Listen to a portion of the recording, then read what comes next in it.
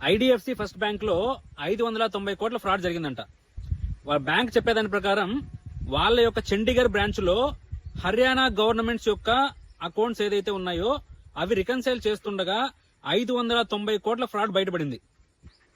Immediate గా వాళ్ళు నలుగురిని సస్పెండ్ చేసి వాళ్ళ మీద ఎఫ్ఐఆర్ ఫైల్ చేపించారు. అలాగే ఆర్బీఐకి ఇన్ఫార్మ్ చేశారు. మిగతా ఏదైతే లీగల్ ఫార్మాలిటీస్ ఉంటాయో అవి కూడా కంప్లీట్ చేశారు.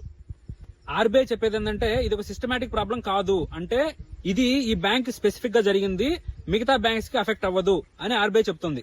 ఈ ఇన్సిడెంట్ జరిగినప్పటి నుంచి ఈ రోజు ఒక్కరోజే ఐడిఎఫ్సి ఫస్ట్ బ్యాంక్ యొక్క స్టాక్ 20% పడిపోయింది. అలాగే వాళ్ళు కేపీఎంజీ వాళ్ళని ఫోరెన్సిక్ ఆడిట్ చేపించుకోవడానికి నియమించుకున్నారు.